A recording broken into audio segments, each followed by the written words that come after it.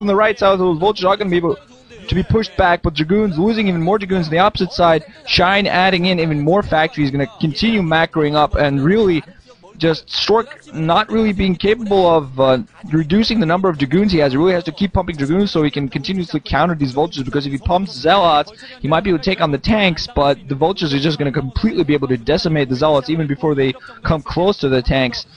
So honestly, the ballpark is completely and absolutely in Shine's.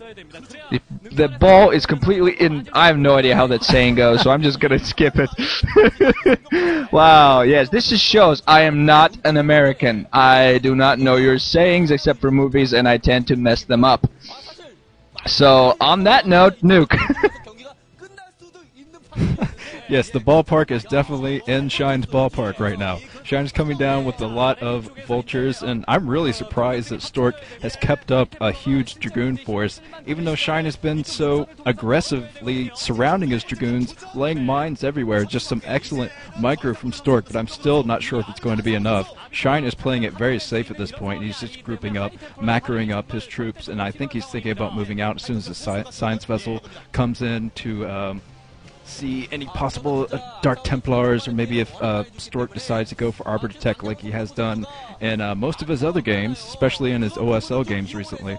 But yeah, Stork is in here. This is a very similar strat, actually, that he went for against Lomo and his OSL games. Don't want to spoil the outcome of that. But yeah, this is very similar. You can tell he's been working to perfect this build over most of the other builds he's been trying. He's probably been practicing against Terran non-stop, so he could compete both with Shine and Lomo. And now he has High Templar in that shuttle, and I think he's going to try to get all the siege tanks to siege in one clumped up location, then drop his High Templar there as soon as the siege tanks start firing there.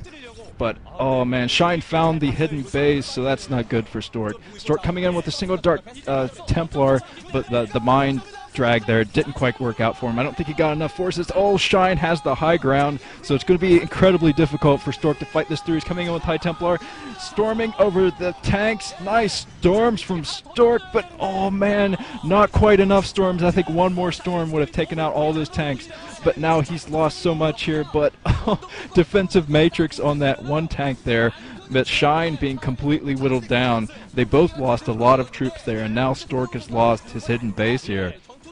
So I don't know, it's looking pretty tight up here, to be honest. They both have about the same number of bases here, and Stork is cleaning up this harassment behind his base here, but Shine coming in with even more troops. He knows this is Stork's last troop on the ground, so he's going to try to clean it up with mines and his couple of science vessels over here, going to EMP some troops soon, I'm sure. And I think that he comes to Stargate, so I think Stork is working towards Arbiter Tech right now, even though he's way behind since he lost all of those probes earlier. More probes in peril. They're fighting off the troops themselves. Very valiant effort, but unfortunately they all died. Yeah, unfortunately probes do not have any actual decent battle AI programmed in them, but what are you going to do? Yeah, just lost his base at the lower right. Very risky position to put them there. Did a pretty good job of pushing back and taking out Shine's army, but otherwise lost his base. And the fact that he's going for Arbiter Tech this late shows how good Shine's harassment was earlier in the game. Usually you see Arbiters coming up quite a bit earlier, especially on 3 bases. You can afford to go for Arbiters at that point. You would have seen Stork using some stasis, some recalls, really would have supplemented his army, but at this point just hasn't been able to go that far. But now, again, has reestablished his army for a large amount of force. Now going to go out, taking out some mines. They're littering the fields. Really has to take them out to allow himself the maneuverability.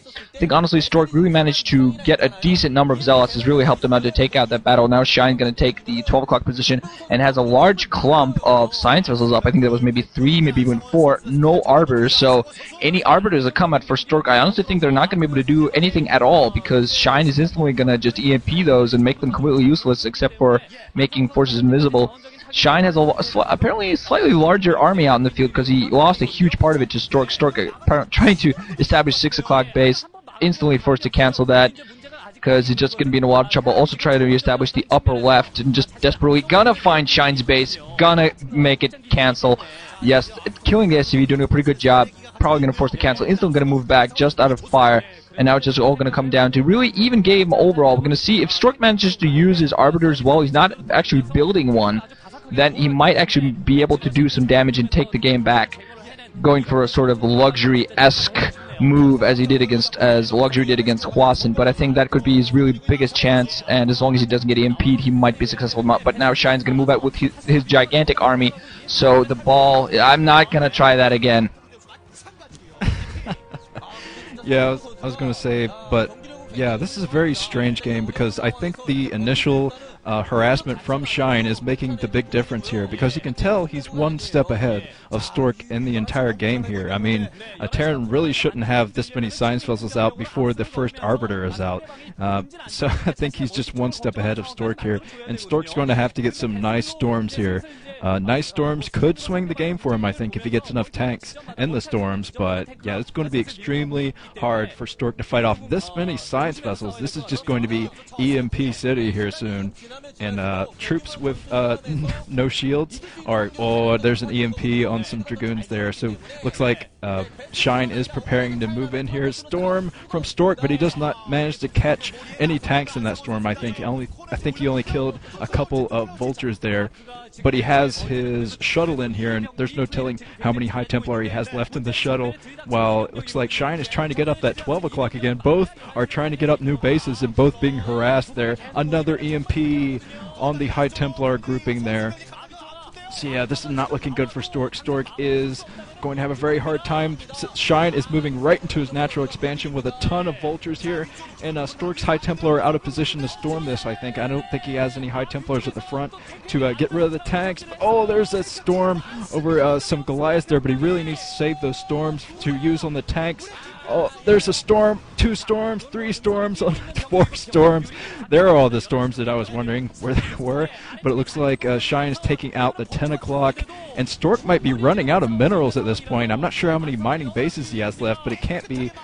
Well, I think it's 1. I think he has 1 mining base, and that mining base is almost out of minerals. So Shine has pretty much just been denying Stork his expansions. Oh, Stork has 1 Arbiter left, but I'm not sure if he has much else. I don't see hardly anything else here. He's trying to drag mines into those tanks, but I don't think he dragged enough mines into enough tanks. GG! Stork loses. Nuke is set. Yeah, enough said. Nuke is sad. Stork lose. Oh, well, I apologize to you guys. We were a little bit out of sync there. You're going to hear that, but that sometimes happens with a dual commentary. And no, we will not redo it, because that's, you know, that's life. Live with it. So Stork, yeah, even I feel a little bit disappointed. So here's to hoping that Quanro loses to Piano, because I want a rematch between those two guys. But I honestly think Stork should be able to come back in this. He's the kind of guy that, well, he's either affected very heavily or he's always affected, but sometimes it really forces him to come back, reassess, and just start playing insane StarCraft whenever he loses the first game. It's kind of a little bit Jaedong-esque in that way. So yeah, moving on to the winners match. He's gonna